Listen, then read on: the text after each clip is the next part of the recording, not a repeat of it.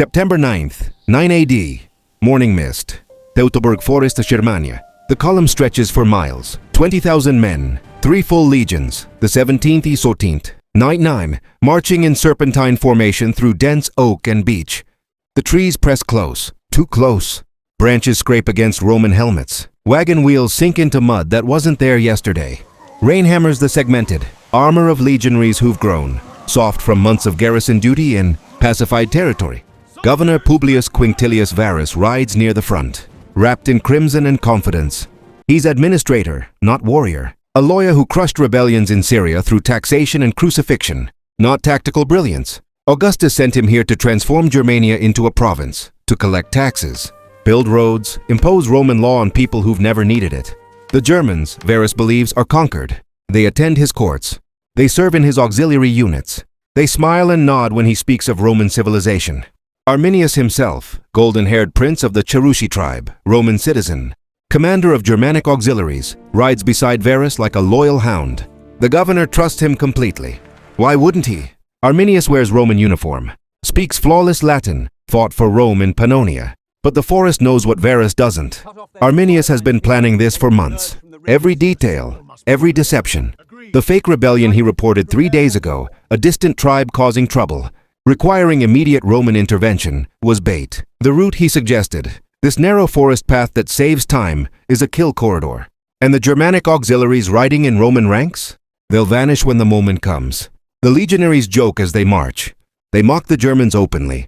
Barbarians who can't form proper battle lines. Savages who shit in the woods. One soldier laughs about a Cherusci warrior who didn't understand how a ballista worked. Thought it was a goddamned cart. The rain intensifies. Varus orders the column forward. The forest swallows them deeper. Visibility drops to 30 feet. The path narrows further, forcing wagons and soldiers into compressed chaos. Standard formations become impossible. Centurions shout orders that dissolve in rain and distance. Somewhere in the trees, a horn sounds. Not Roman. Then another, and another. The first spear comes from nowhere, punches through a legionary's throat before he can scream. Then the forest erupts.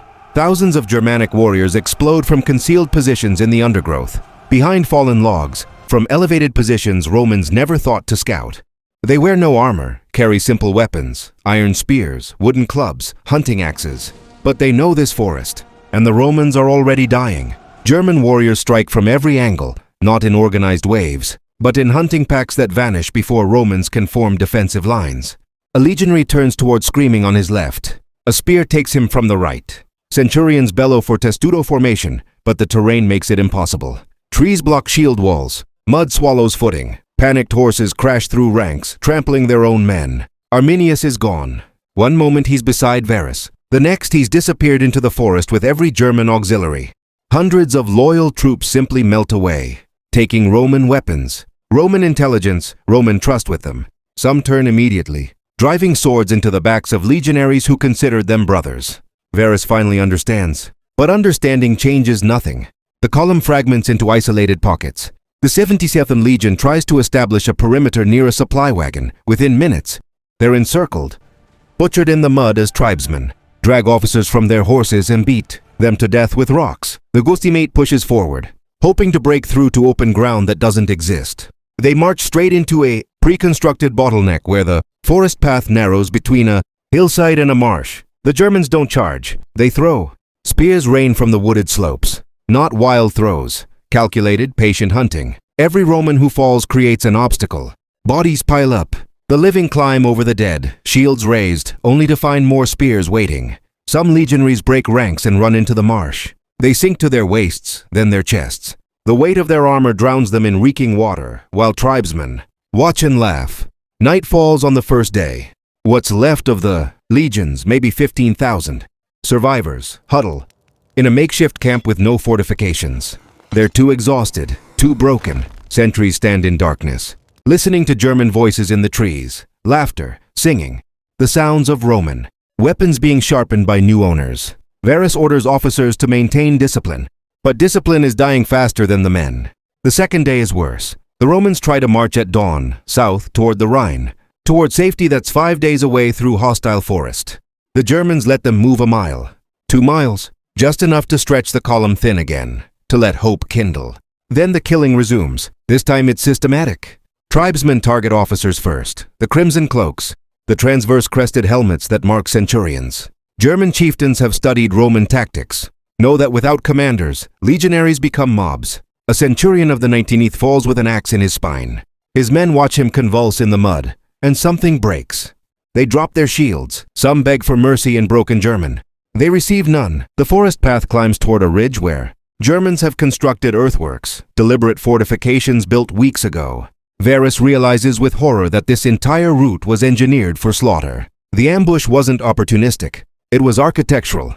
Legionaries charge the earthworks in desperation. They're cut down in waves. German women join the killing now, emerging from camps to finish.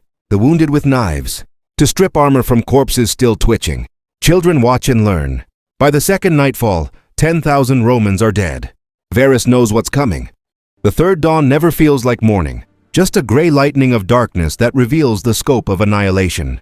Varus sits on a broken wagon wheel, surrounded by perhaps 5,000 survivors. Hollow-eyed, weaponless, some barefoot because the mud claimed their sandals. Officers are dead or dying. The legendary eagle standards of all three legions are lost, captured, desecrated somewhere in the forest behind them. Rome has never lost 3 eagles in a single battle. Until now, Varus makes his decision quietly. He doesn't announce it, doesn't give a speech. He simply draws his gladius, plants the pommel in mud, and falls forward onto the blade.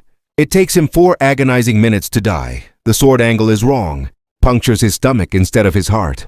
His staff officers follow his lead. One by one, they choose Roman steel over German axes. It's the last act of control they'll ever have. The remaining legionaries scatter when the final assault comes.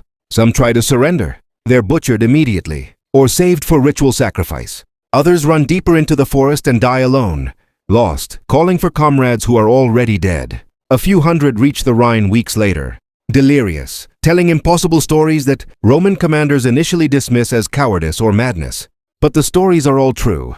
Arminius walks the battlefield for days. He finds Varus's body, orders the head removed and sent to Rome as a message. The German coalition, Cherusci, Marsi, Chatti, Bructeri, celebrates with Roman wine stolen from supply wagons.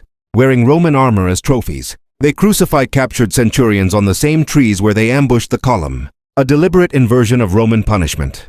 The forest keeps everything else. Weapons, armor, bones, coins. 6 years later, a Roman recovery expedition under Germanicus will find the battlefield and vomit at what remains, skeletons still nailed to trees, skulls mounted on altars, rusted swords tangled with rib cages. They'll bury what they can and leave quickly, unnerved by the silence. In Rome, Augustus receives the news in his private chambers. The emperor is 71 years old. He survived civil wars, assassinations, political coups. But this breaks something fundamental.